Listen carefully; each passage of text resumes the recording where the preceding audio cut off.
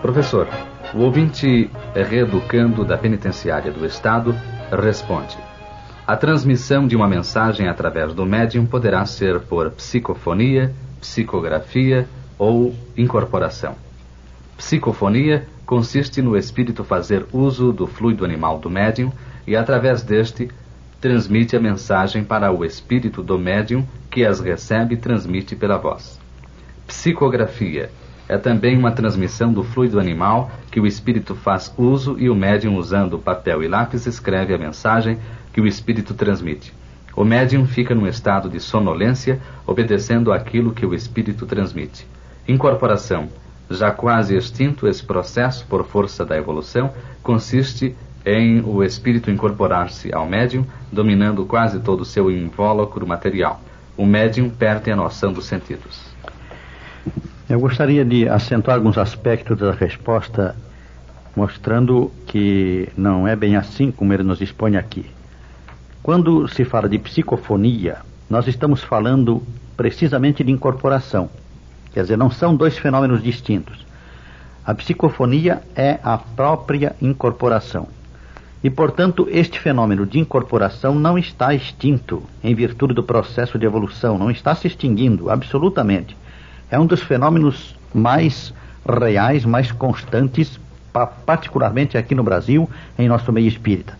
No tempo de Kardec na França, nós sabemos que Kardec deu preferência à psicografia. E por que fez isso?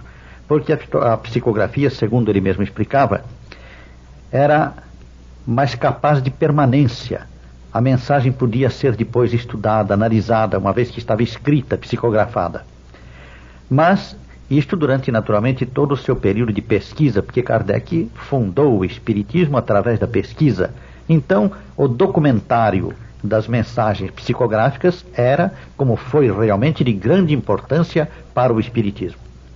Mas, posteriormente, na própria França e em todo o mundo, a psicofonia, ou a mediunidade de incorporação, como se costuma falar, essa mediunidade teve grande avanço e continua a desenvolver-se muito, porque é através dela que o espírito consegue falar com liberdade, sem as dificuldades e os entraves que a psicografia mesmo costuma apresentar para vários médiuns.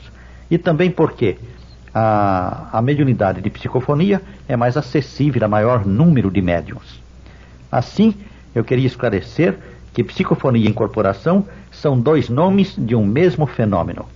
Não quer dizer que na incorporação o espírito se apodere do corpo do médium, dominando quase todo o seu envoltório material. Não.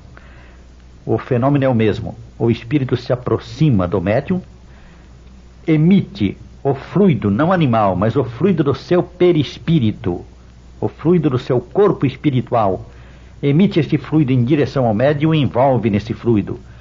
Em consequência, o fluido do perispírito do médium, que é o corpo espiritual do médium, reage e também se expande ao encontro daquele, havendo assim uma fusão de fluidos, da qual resulta o processo da comunicação. Uma vez as duas vibrações, a do espírito comunicante e a do médium, essas duas tentativas de comunicação se realizem realmente na comunicação dos fluidos entre si, então nós temos a comunicação falada, que é a psicofonia ou a comunicação de incorporação. Creio que ficou claro que não se trata de fluido animal, mas sim de fluido perispiritual, e também que não se trata absolutamente de um domínio absoluto do médium, do espírito sobre o médium. Diz aqui o senhor, o médium perde a noção dos sentidos. Não. Na psicofonia, como em qualquer outro fenômeno de comunicação, o médium só perde os sentidos quando ele é médium inconsciente. Porque existem as duas categorias, aliás, três categorias: o médium consciente, o médium semiconsciente e o médium inconsciente. Só quando ele é inconsciente é que ele perde os sentidos, do contrário não.